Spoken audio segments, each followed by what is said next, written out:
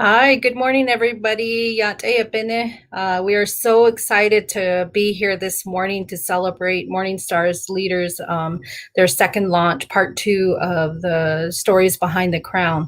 And I'm really happy to come to you as the Morning Star Leaders organizer, and I wear so many hats in the community. I serve as a board member, I've served as an executive director, and today we're really excited because we're helping our youth to lead the organization, and this event is one of them. I'm taking this time to acknowledge all of the people who are tuning in from around the area, from around Arizona. And we are excited to welcome a group of young ladies who have been working very hard, probably from a very young age, and are going to share stories about their journey pursuing the crown and the title and the service that they give here in the community. But before we really get started, I want to take a moment to open in prayer. There's so much in our lives right now that are being affected by so many different things, and we just want to take a moment to start off in that way and to ensure that we have these really positive feelings to as we go forward. So if we can just take a moment to either bow our heads or take a moment of silence as I share a few words. Shamana san yadalkel Johana ehna hayol kal nehodotlish nehotsui chahalki sisnajine tsodzil dok osli depensa zilna odili zilchoe Atronashchin, Atrobiyaj. Now we just ask you to be with us. We ask you to bless the minds and the hearts of these young ladies that we are supporting today, that each one of them be excited and eager for the services that they give as they carry their crown. We ask you to be with our young people, our organizers who are working together to make these experiences possible for their community, both here locally and around the state. We ask you to be with all of our young people, our children who are going to school, who are managing those schedules and tapping in into this part of them that will persevere through whatever challenges they experience. Now we ask you to be with our families, to encourage them and to help them guide our young people forward. We ask you to be with all of our tribal communities around the state and support them and guide them through this decision-making process as they stand in support of their members, their tribal members, their families, their clanship, and their villages. And now we ask you to be with all of our tribal leaders as they make these critical decisions that will impact our lives for years to come. And now we ask you to be with all of the people as they face hardships, losses through family systems, and we ask you to be with them in this new year as we approach the results of the voting that takes place that impacts every single person's life when it comes to health, education, and our environment. And we ask you to be with everyone at this time. But most importantly, we ask you to be with us during this moment, to guide us through this process so that we enjoy and we learn from one another.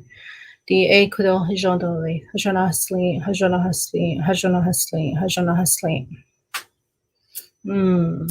just take those words in and allow it to guide us through this rest of this day and this activity.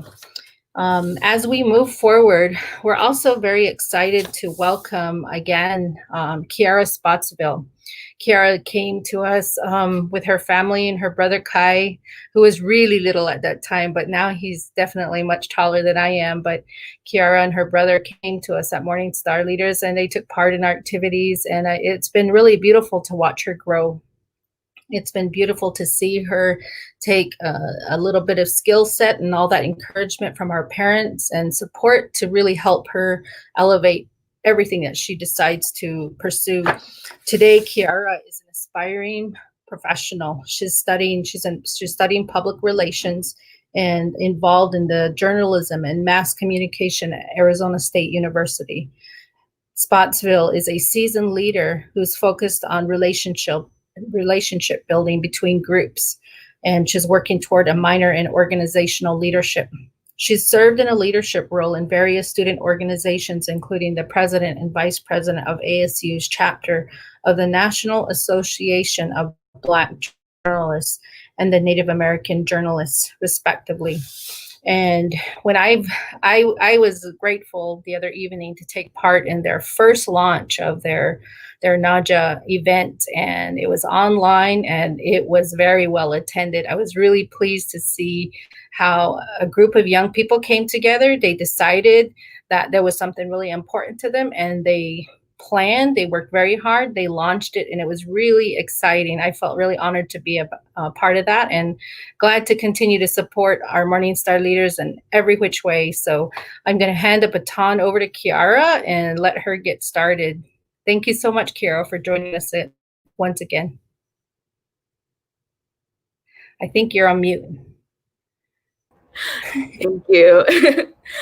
Good morning, everyone. Thank you so much for having me again, Morningstar Leaders. So I just wanted to go ahead and introduce who Morningstar Leaders are really quick. The Morningstar Youth Leaders is a local community initiative aimed at getting Native youth college ready by providing community service experience through organized events, donation drives, and regular youth group meetings.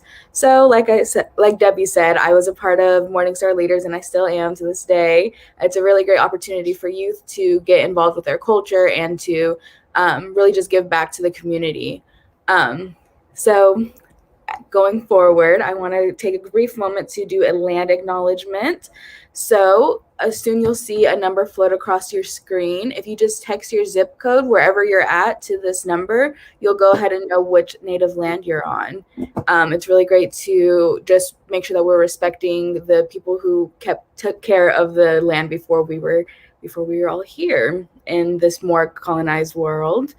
So now continuing forward, I'd really like to introduce our first speaker, Miss Salt River, 2020 to 2021. I'm going to go ahead and add Miss Isabella to the screen. I had to unmute myself. Good morning, Isabella. How are you? Good morning. I'm doing great. How are you doing today? I'm great. Do you want to take a moment to introduce yourself? Yes. Sixiatic, Anianap Chigig, Isabella Doherty, Aniap Onkake Muramjud, Ani Gokovastamamki Kaedag. Good morning, everyone. My name is Isabella Doherty. I am the 24-year-old daughter of David Doherty and Melissa Villalobos. I am a senior at Arizona State University, majoring in English with the emphasis in linguistics. And I am Miss Salt River 2020-2021. All right, awesome. I'm so glad you could be here today. And to kind of just start out, I wanted to ask you about your crown. This is the Behind the Crown series. Mm-hmm. So I wanted you to kind of tell me the story behind your crown, or talk about the materials, anything that you think is significant about your crown. Yes. So the woven crown that I'm wearing today is made by Ricky Francisco from Gila River. Big shout out. It's made from willow and devil's claw. And actually, I believe this crown was made in 2015. So that's when we started using it. And I love these crowns because they're all passed down. So basically, all of my sisters have worn this. Miss Mandarie Jose before me, she was Miss Salt River 2019, 2020. And I just think it's really special that it's been passed down through all of us. And with the crown being passed down between you and all your sisters prior, how do you feel like the crown connects to your culture, similarly as culture is passed down? So in an interesting way, I would say that the spirit kind of each young lady that wore this is connected into I feel like it's woven into the crown. I feel connected with them at all times. And I think that's really special. It's kind of how culture works. That's really beautiful that, it's woven into the crown as it's a woven crown. I really like that. So what are your aspirations as Miss Salt River, and just as a young lady in general? What are your aspirations? My aspirations as Miss Salt River is to encourage young people from my community to pursue their talents, specifically art. So my platform is encouraging positive self-expression through the arts. And I felt like that was really relevant during this time, considering, we have to isolate ourselves in a sense when we're social distancing and we're not really leaving our houses because we don't want to contract COVID and or pass it around. So during these difficult times, I feel like encouraging young people to sing, play music, draw, paint, knit. I actually just started picking up knitting. Just doing whatever they can to put them in a better mindset. I think is so important right now. Yeah, the arts are so important in general. Just, especially for Native American tribes, the arts are so important. And like you said, during these times where we're stuck in the house, I know a lot of people were, at the beginning of COVID, it was so many different trends going on. There was like the foamy coffee and just like a bunch of other things that people just started trying. So in a way, COVID has obviously been a tragedy, and it's a pandemic, so it's really hard hitting, but it also forced a lot of people to kind of expand what they were missing in their lives. A lot of people picked up new hobbies or returned to old hobbies, things like that. So that's really great that your platform is to encourage art. I am not very creative. I love that you were talking about knitting because I don't have the patience to learn, and it's something that like I really want to do. I think my problem is the patience aspect. But yeah, do you do anything else besides the knitting that you said? I'm a singer. I write music. I play the piano, guitar, clarinet, and I recently got into painting. I haven't done it in a while, but I really enjoy that too. That's awesome. That's so many instruments. Kind of back to the arts. I don't have the patience for it. It's so funny. So I believe everyone has artistic ability. I really do. And I just think it needs to be nurtured, because you're not perfect at something automatically. You have to work at it. And I think during this time, it's a great opportunity to do so. Yeah. And how can the viewers who are watching right now, how can they support you on your platform? So you can reach out to us at the Miss Salt River Committee, who I am given this title under. Please record yourself talking about your talent, your art, your music. Record yourself.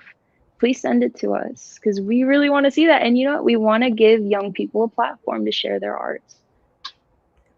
And why do you think it's important for young people to share their art? Why is that something that young people should be looking towards doing? Because it's self-expression. Young people today, I feel, struggle with finding who they are. But I feel like through the arts, people can express themselves in basically artistic ways. Awesome. And my last question for you, what inspired you to vote? We know there's a big election around the corner very soon. I believe yesterday or maybe 2 days ago was the last day to request your mail-in ballot. So for viewers who are watching, make sure that you go out and vote at this point. If you don't already have your ballot, make sure to drop it off. But Miss Salt River, what inspired you to vote? So the first thing I did when I turned 18 was get registered to vote. I think it's so important, especially coming from an Indigenous background. Considering our ancestors weren't able to vote, they didn't have that representation, but now we do. And it is so important to make sure our voices are heard. All right. Thank you so much for joining me. So I'm going to go ahead and move on to the next speaker. But before we go ahead and do that, I wanted to remind everyone who's watching, make sure to leave comments, encourage your royalty, leave any comments for Morningstar, ask any questions you want. Go ahead and use that comment. And next we will go ahead and move on to Miss Indigenous ASU 2020-2021. This is Miss Lulu, and I'll go ahead and let her introduce herself. Skugstjarik, everyone. Ani načuji Lourdes Pereira, ani wajdichiratam chiwame. Ani an sirmuk amjad as skigitam habiki. So, good morning, everyone. My name is Lourdes Pereira. I'm Hiachiratam Menyueme. I am this year's Miss Indigenous ASU 2021 or 2020-2021. I come from the district of San Lucie. I'm also a member of the Thanatha Nation. So I'm double majoring right now in Justice Studies, American Indian Studies. I'm a sophomore. I also sit on the American Indian Advisory Council for the Arizona Education Department, and I also work for Labriola, the American Indian Data Center at ASU. Awesome. Thank you so much for joining us today. Thank you. So how are you? I'm really good. How are you? I'm really good as well. Will you go ahead and explain a little bit about your crown to us? Yeah, so, well, it's very tall, as you can see.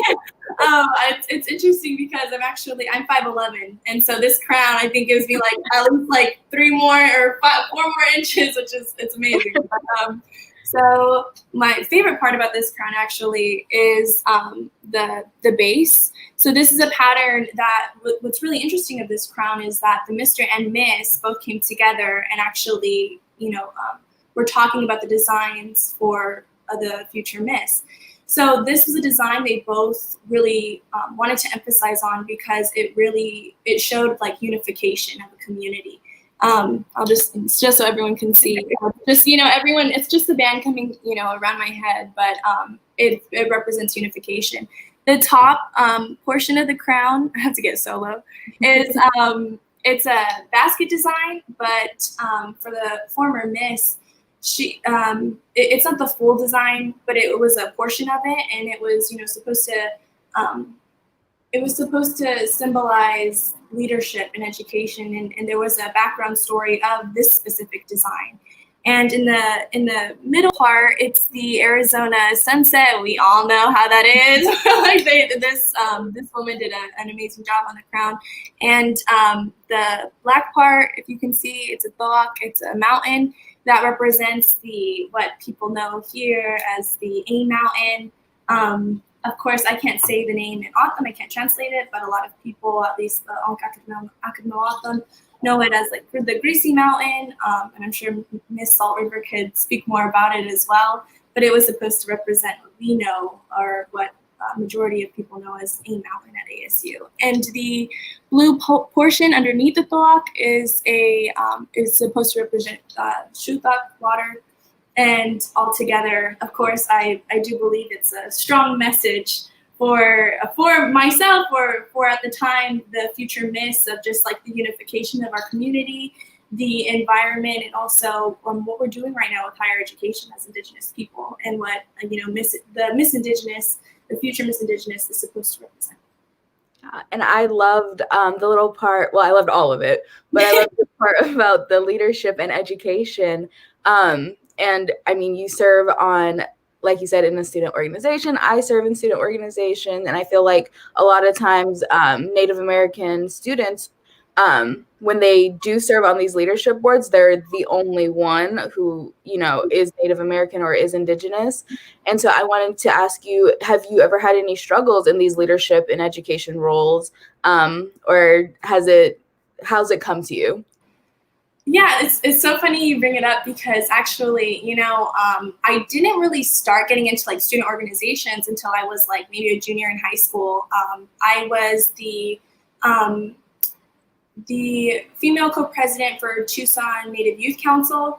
It's the first Native Youth Council in Tucson, and it was an amazing experience. But that was my first leadership position, actually. And of course, there's always struggles and battles in certain spaces, mostly as a woman. and a woman of color. It's always, you kind of get those faces of surprise when you do something, like actually get your job done or like go beyond that. And I mean, it was unfortunate, excuse me, but even though like throughout my journey with education, even attending Arizona State University, I'm a sophomore this year, so just even last year, I got involved with like Alliance of Indigenous People, Indigenious, Tribal Nations Tour, like ASU offers so many different student orgs. And it was just awesome. And I think really like with the experience of the youth council in high school, it really helped me find that community within higher education at Arizona State University. I feel like some people don't really know the emphasis of what student orgs can do, or even youth councils at a time of education where you can find that community.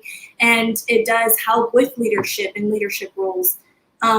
There's always been battles and struggles. Within that time, I was the former female co-president of Tucson Native Youth Council. I actually, myself and a really good friend of mine, Maddie Jean, she's actually the Miss Pima Community College now.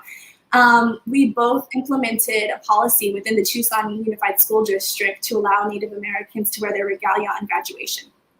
And at the time, it was a very long battle. It was my senior year. We started in October and it went all the way to March. So that was probably the biggest struggle I really did face within my leadership. And it taught me a lot. And I think that's what also within our leadership positions, within student orgs, those struggles really do help define our leadership. It really does strengthen that. And I think that's what, people, and I hope the audience, takes away, is that when you're looking for a community and you even are, in your journey of your leadership, it's always great to get involved with different student organizations and just different organizations that fit within your journey and what you're trying to do within your life. That was really shocking to me that you had to fight in order to have students allowed to wear their regalia. At my high school graduation, I just wore it. I didn't even ask anyone. It's really interesting to me that, I took that for granted, and then you had to, fight for it. And I'm sure that's similar around the country. That's something that I never even, thought about. So that was really interesting that, you have to fight. But I think in general, like you were saying earlier, women of color really do know that it's a fight to be able to be on that same playing ground in order to make sure your voice is equally as heard. And sometimes you give it your all and it doesn't always work out. So it definitely is a learning experience for youth to be a part of these organizations, like you were saying, really build up their confidence, really build up, their support systems around them, and just kind of be the best versions of themselves that they can be. Yes, I completely agree. And it's always and just to add to, I feel even as, women of color and women in these types of spaces of leadership, it's always we have to be so perfect and we have to be on top of everything. But I do want, to let everyone know and just to say, it's okay not to know certain things. It's okay also not to have everything perfect. And it's okay to ask for help. That is something within my journey as a leader I struggled with. I always thought it had to be perfect. I never thought I could ask for help because I was, trying to just be so perfect. And I knew that, while being a woman of color, people would already expect me to fail. But just because you don't know something, just because you ask for help does not mean you fail, or that, you just took 10 steps back on anything. It's actually, you're being a better leader in those different ways. So it's just to add on top of what you're stating right now. Thank you. I love this conversation. Yes, asking for help does make you a better leader. Knowing when you need help, knowing when someone else might be able to mentor you, that always makes you a better leader and ultimately just gives you more experience. And I love seeing women of color in leadership positions because that means something's going right. But I also just wanted to ask you about your platform. What are your aspirations as Miss Indigenous ASU?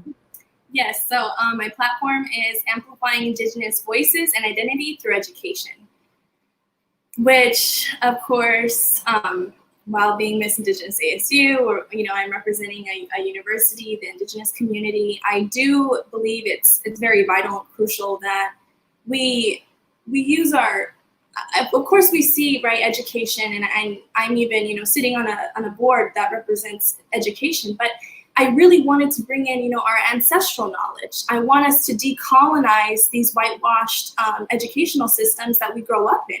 And I think that's really important, mostly when we're talking about a university. On a university level, it's unfortunate to still see those, you know, things being implemented, but this needs to start, you know, within the whole education system.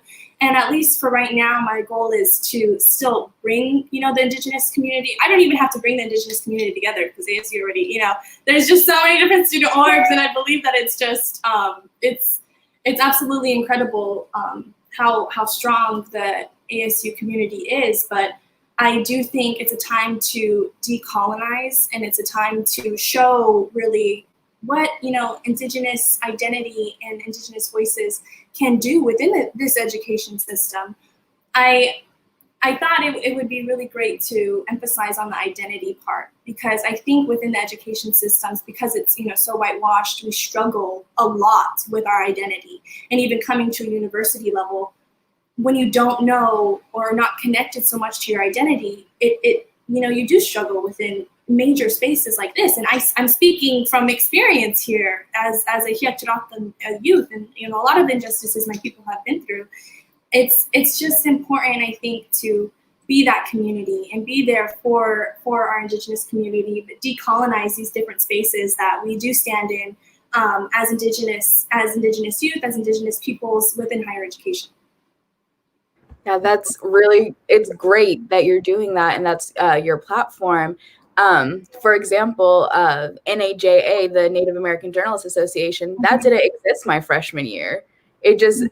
They had every other, like, I guess, minority race group except for Native American.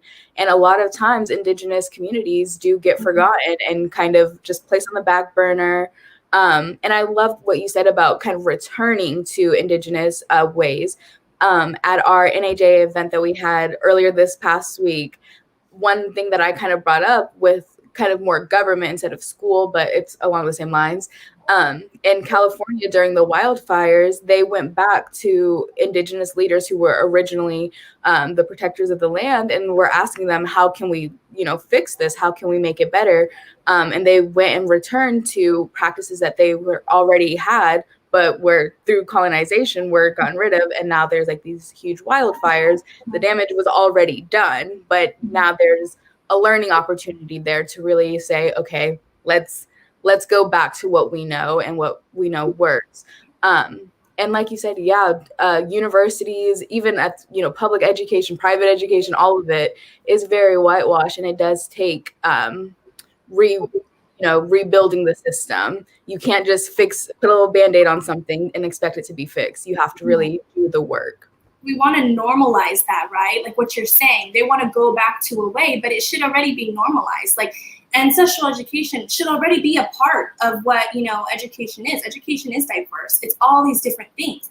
And so it should be already normalized, not like, oh, this is an Indigenous education, or this is the, you know, Native American type of perspective. No, this is education. It should be normalized. And I agree, actually, with your student org. I do know one of your members. I reached out recently to your student org on another topic. But just like, you know, with your student org, there was recently, I was a part of great leaders who are founders of the new organization, Voices of O'odham Students at ASU. I sat on, you know, 3 different committees here at ASU: the Land Acknowledgement Committee, Indigenous Culture Week Committee, and Native American Heritage Month Committee.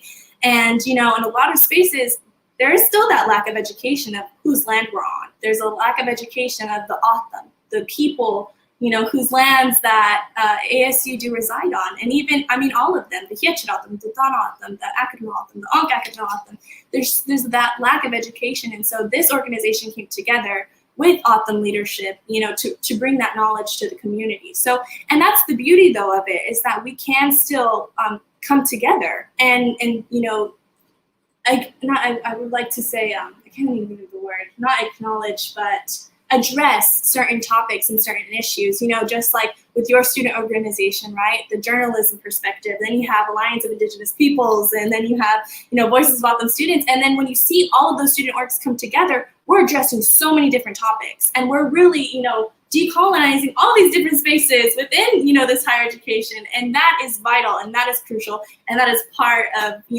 what I wanted to emphasize within my platform. Oh, thank you so much. It was such a great conversation. I'm going to go ahead and go on to the next speaker. So thank you once again. And next up, we have Miss Indian Arizona 2020 to 2021, and that is Miss Amy. How are you doing? I'm doing great. How are you doing? I'm good. And did you want to go ahead and introduce yourself?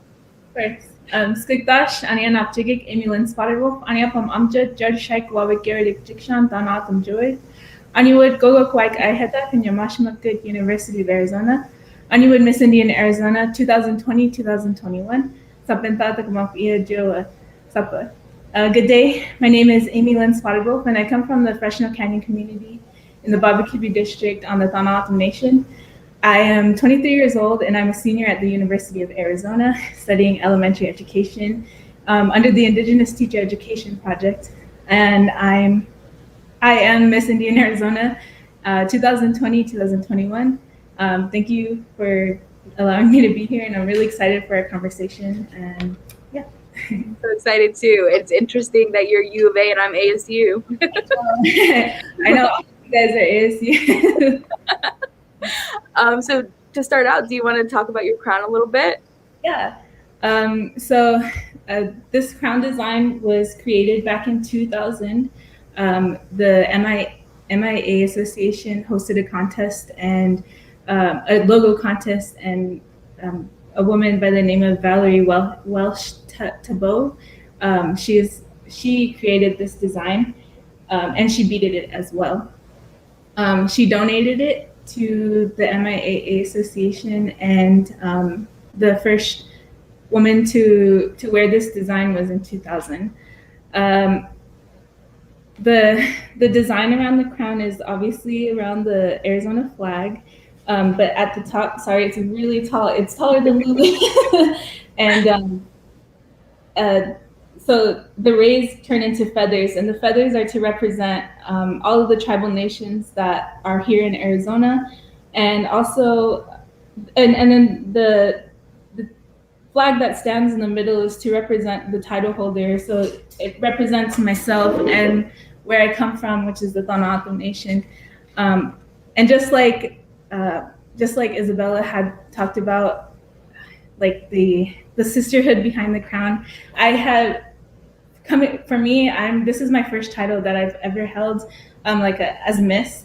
Last year I was actually first attendant to Adriana, and back in 2018 I was first attendant to Miss Danatum Nation. So I haven't held a title, and this is the first crown that I've ever got to wear, which is really cool. And back in October 10th, I got it became official. I was when I got crowned, and so the following Monday was Indigenous Peoples Day, and a lot of my sisters from previous years were posting pictures of previous royalty events, and I've seen the girls that I've seen previous Miss Indian Arizonas, and I see them with their crown on, and I'm like, oh my gosh, like I have that same crown, like I get to wear that, and I get to wear that, and like women like Shandine Parrish, Miss Navajo Nation, or Mariah Sharp, like they all got to wear this crown, and it's like it's so like it's almost like striking to me, because I never,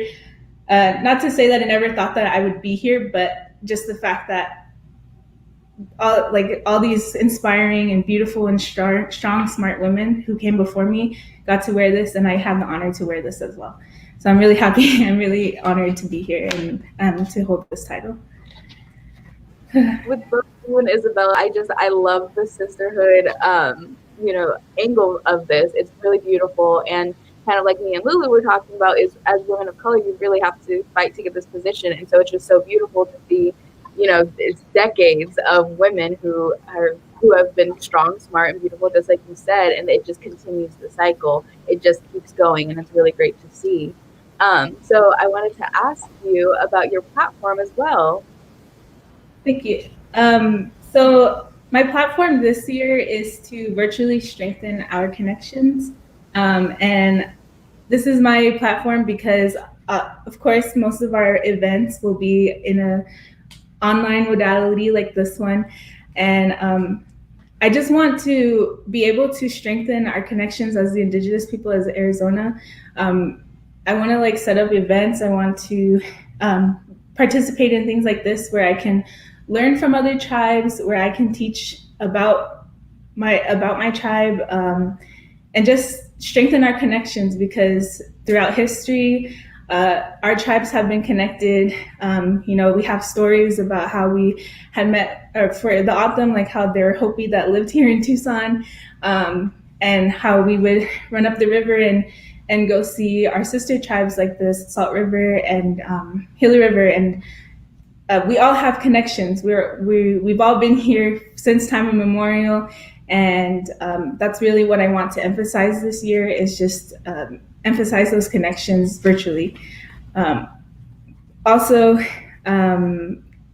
as first attendant last year, my platform was to promote higher education to Indigenous people, so that we can fill spaces that aren't typically filled by Indigenous people, but encourage them to come and fill those roles, because what better people to represent Indigenous people than Indigenous people themselves? So I'm trying to put them together. Those are really big goals for me, just throughout my life, and something that I want to promote as Miss Indian Arizona. Like you said, the virtual aspect of things is really important, especially now. And it's really interesting to see how we've kind of fallen, like we depend on technology now. Pre-pandemic, obviously, it was a big part of our lives, but you could go to work or you could go to school and not have to use your laptop or your phone or whatever. You could do that. But now a lot of people are, they're struggling because they don't have access to internet, Wi-Fi, or even, just a phone in general or a laptop in general. So promoting that higher education and this digital virtual aspect of it, that's really difficult in certain areas, especially like rural reservations. And that's just something that this entire pandemic is just, I've been thinking about. How do we help, those people on the reservation really get where they need to be? Do you have any experiences in this kind of, I guess, situation? Yeah. Right now, I'm going to school to be a teacher. So my goal as a teacher is to be a teacher for Indigenous students. And I really, what I want to do in my classroom is inspire my students to love school, to like to learn, to want to, I want them to be able to see themselves in roles like a teacher, like a doctor, like a lawyer, and inspire them. And I think that, and even teachers, we need Indigenous teachers. And so I think that a lot of the work to inspire people, it's in school. And our schools and our teachers should be able to inspire our youth to continue with life, continue in a career, continue into education if that's what they want, and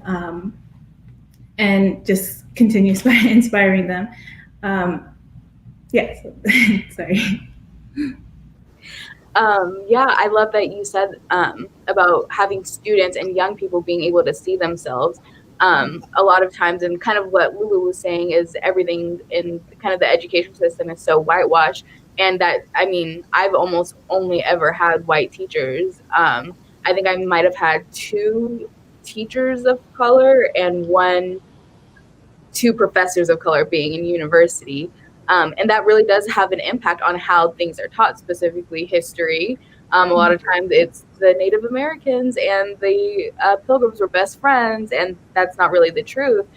So having Indigenous teachers teach this new generation what's going on, and the mistakes that were made, and steps that are being taken to fix it, steps that aren't being taken to fix it, that will really help, grow Indigenous culture, Indigenous communities. that's really great that you can go ahead and go into those classrooms and do that.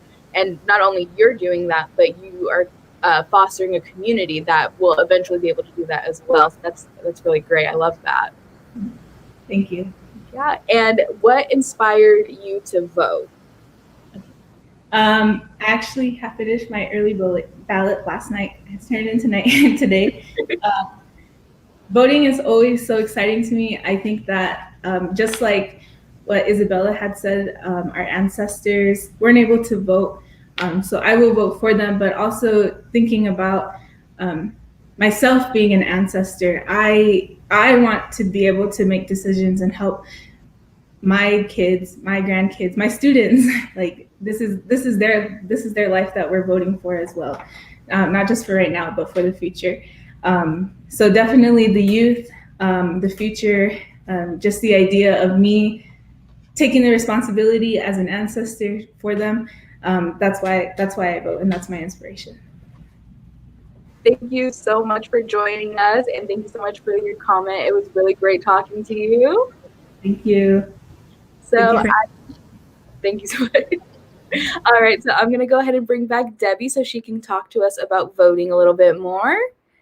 Here we go. Hi, Debbie. Hi. Gosh, it's so inspiring to listen to all these young women. Oh my goodness. I want more time with them. Yes. I think one of the most exciting things is, can you bring them all back on real quick? I want to make sure I share things with them. So I want to tell you, young ladies, how exciting it is to watch each of you. I can tell you that I grew up in one of the most remote areas of Arizona on the Navajo Nation.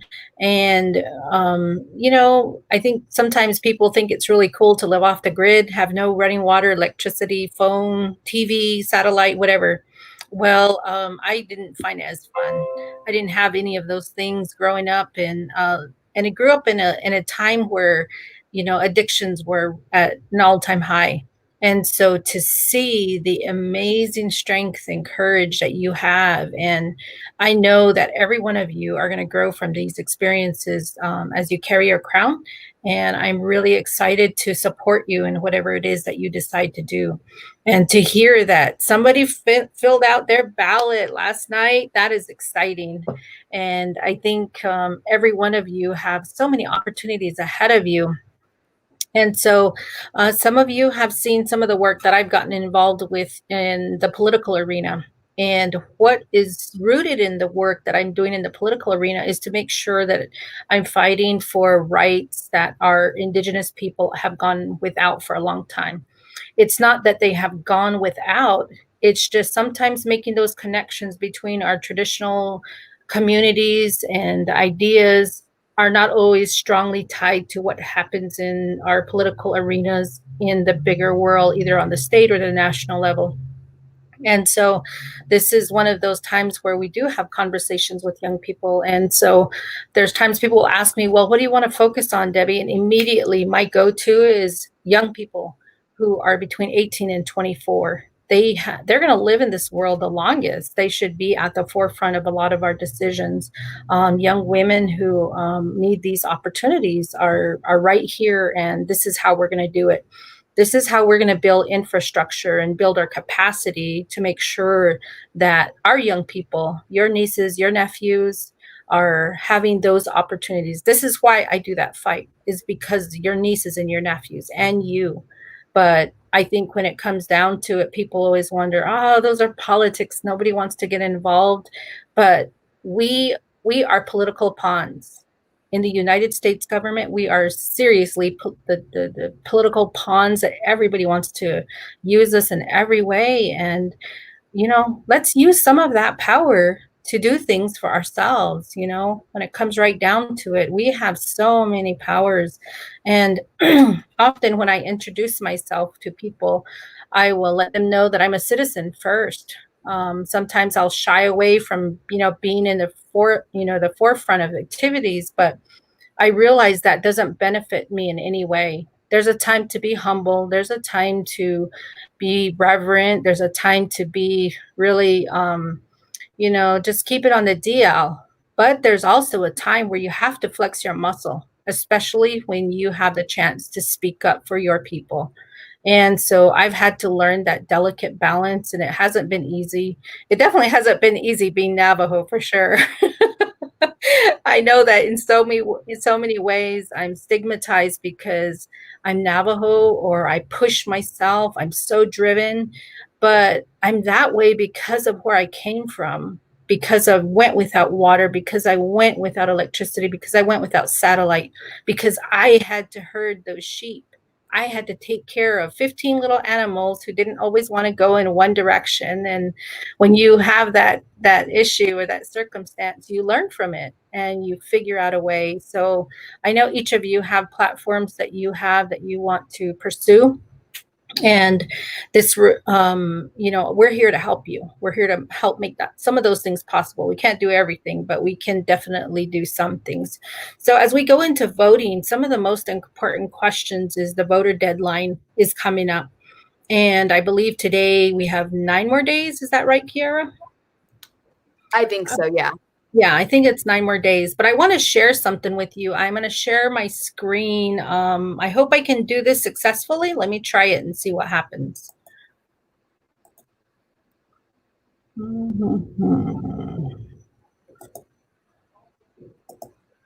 Yesterday, I was on a conference and it didn't happen successfully. So can you see my screen? Yes. Awesome. So this is a bit of news I want to share with you. I always believe that a small group of citizens, no matter who they are, no matter what race or what gender they are, that they have the capacity to do so much more. And Morningstar Leaders started this effort, Voices of Indigenous Voters, and we knew that we had to collaborate. We had to work with the American, we had to work with men, we had to work with the LGBTQ community, we had to work with our elders, we had to work with professionals and young people, and that's something that was really important. And then during this time, what we learned about our communities is the fact that there's different degrees of consciousness. And we partnered with Institutio, a local organization, who made some funding available. And we learned that on a continuum from left to right, that there's a time when people are in a magical phase. They believe they can't do a whole lot about things. And therefore, they kind of are just kind of hanging out, maybe playing games, maybe just kicking back. I'm not sure. But then they start, with a little bit of information, they move to an area where they figure out that they can control some things. Maybe not all of it, but some things they can. And then as they get more and more information, they move over into a critical thinking phase, where they can get a lot more information. They recognize that their voices and their conversations they have with another person or with an elder or with a young person can really make a difference. And then there's people who know, in fact, that they do have a lot of potential if they can increase their conversations and their connections within their communities or in their neighborhood. They can do a lot more. So there's definitely a lot more opportunities available. And then in Morningstar, we also learned that in general, there's like 4 different types of people who turn out to vote. And this is what we call a resiliency framework. And it was captured by talking to about 60 different Native American voters in the area. We have all of their names, and these individuals are all active, and they all shared amazing feedback. But basically, among tribal voters, we learned that they voted for 4 different reasons. One is if they knew somebody in the military, maybe a Navajo code talker or a Hopi code talker or somebody who was Choctaw. They knew that they served, or they earned the Purple Heart Award, or they earned some sort of medal, and they were really proud of those individuals, and so they earned those privilege, that privilege in the service or in the military. So that was a reason why they turned out to vote. And then second, there were individuals who voted because they knew their ancestors couldn't. They voted because they had clans and villages that would support elders, and so that's why they voted, because it was a responsibility within their villages. And then the other was the contemporary idea that if you didn't turn out to vote, if you were 18 and over and you didn't turn out to vote, in fact, you were still voting because you gave more power to the people around you, um, and and therefore you did vote, because you influenced another person to do something or to do more. Another one is if you didn't vote, you couldn't complain anymore, so you lost that right the minute the election was over. And then those that were really visionary were people who could create change by sharing their voices and interweaving those indigenous values and beliefs. And a lot of them were like about the responsibility to one another. And when we talked with those 60 people, what we learned is they were registered, they were informed, and they did vote. A lot of these tribal members did vote. They took part. They enjoyed mailing their ballots, maybe because they lived in the area where they had a post office or even a mailbox in front of their house or a local area where they went, but that they were both actively involved in tribal and non-tribal elections. But one of the things they felt kind of concerned about is the fact that they didn't know any of their state leaders. They didn't know the 2 House of Representatives or the senator in their district. They didn't know their U.S. senator. They didn't know their congressional leaders. And they didn't know who the Board of Supervisors were. They didn't know what any of the county officials were and what their responsibilities were. They clearly said, I don't know what they do. What do they do? And what's their response? What does that have to do with me? But there was still a lack of information in general with individuals. And so that's what made it really very interesting and why people hold back from voting. And basically that's just rooted in not having enough education.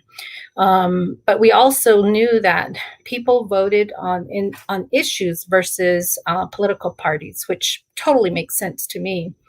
And then just so you know that some of the most important dates that are coming up is the last day to vote in person early is the 30th.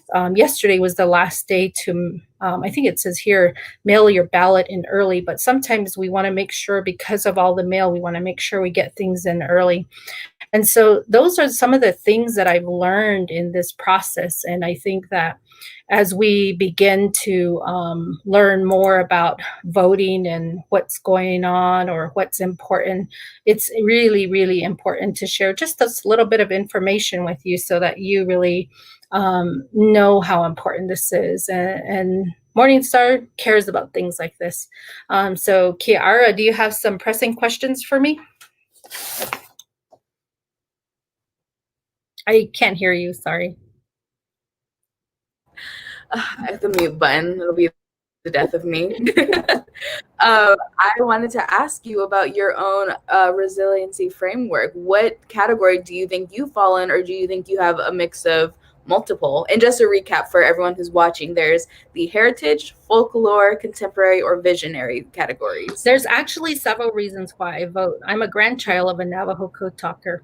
And then I have a lot of uncles and one auntie who served in the military. So my immediate family members are my father, my mother's side, and combined there are 41 members in my family who served in every branch except the Coast Guard.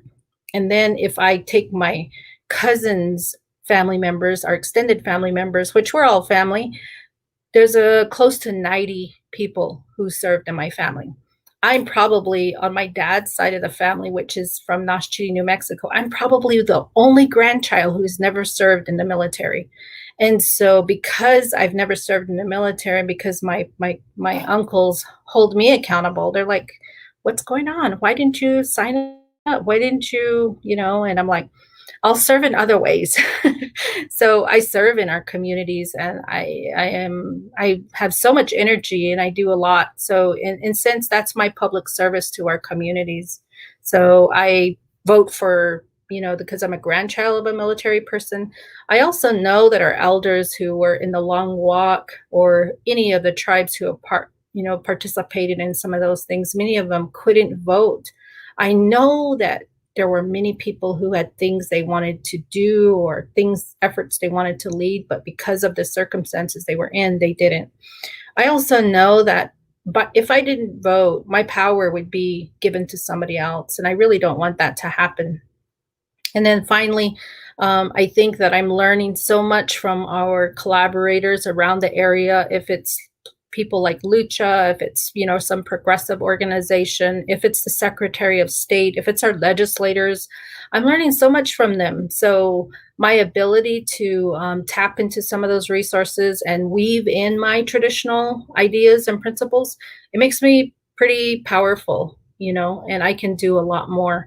And then on a consciousness, I can remember probably in high school, I was like in this magical phase where I didn't know anything about voting. I had no clue. And then over time with education and pursuing more, ideas, I moved over very quickly to this really strong individual where I had lots of information.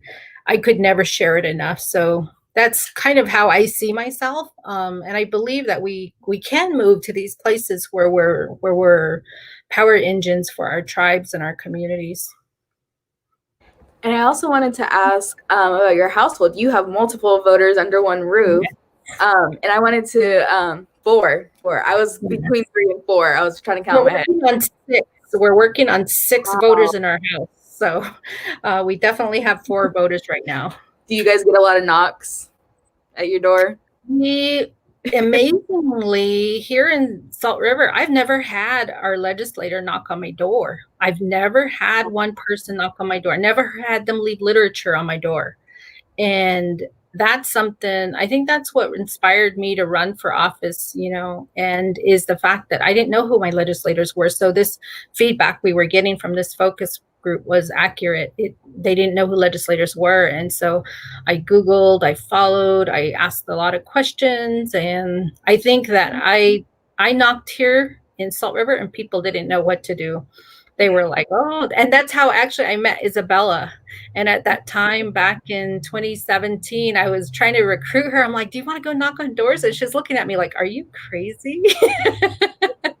And so Isabella happened to be one of those individuals that met me along that journey and learning how to knock doors. It's a very interesting experience. Teaches you so much about yourself.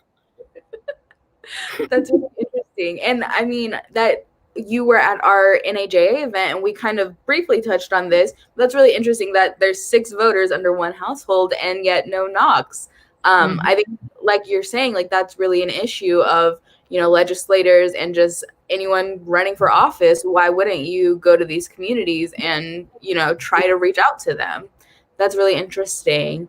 But with the voter, I think there's this idea that if you have that many voters in your house, you're very valuable to a lot of political arenas. You're extremely valuable and they do want to talk with you, but it's very interesting that it doesn't happen within a tribal setting. And I think the other thing is if you are a consistent voter, people take you for granted. They don't believe they have to have conversations with you, but I find that a contradiction because I will vote on issues. I will vote on particular propositions, especially right now. We have a proposition that directly affects education. It directly affects our health. It directly affects reducing criminalization among people of color. That's really important, but I find it very interesting. So it's something that I fight to learn more about. So yeah, thank you. And just a real quick last question. With all the voters in your household, how do your younger voters inspire you? Have they ever challenged you or made you think outside the box about anything? Yeah, they want to. I think out of ASU, I had a group of young people that did question me, where's my money coming from? Who am I supporting? How much money did I get from them? And money is rooted in a lot of this. But, when someone first asked me why I decided to run, they're like, well, I wasn't wearing anything that determined what political party I represented. So I said, well, I'm running. I'm with the human race, and they're like, "What are you talking about?" But, as Indigenous people and young people, you've always heard grandmas say that, it's about giving, it's about helping. You never turn people away. And no matter who they are, even if they're Navajo, you don't turn them away. You help each other. Those are principles and philosophy that I grew up with. And one of the things that as Navajos we talk about is ala ishlai, is you're the fire-fingered creature. You're part of that creature in all of these, in all of the race. And there's no color that separates you. It's the fact that you're ala ishlai. And so that's how I went out. And it took some time for people to kind of embrace that idea, but I wasn't here to support any particular race. I was here focused on families and children and people who were having a very difficult time. And the more and more people heard that, they were really eager and excited to support what I was doing. So I felt really good. And I'm glad that I educated other people about who we are in such a positive way. It had nothing to do with money or dark money or, whatever. It had to do with my philosophy and what, carried me this far. Very much the same philosophy that you shared when you were describing, your crowns and how they were made and the symbolism behind each of them. They're so powerful and impactful to learn about. All right, we hit that hour mark. It was a really great conversation.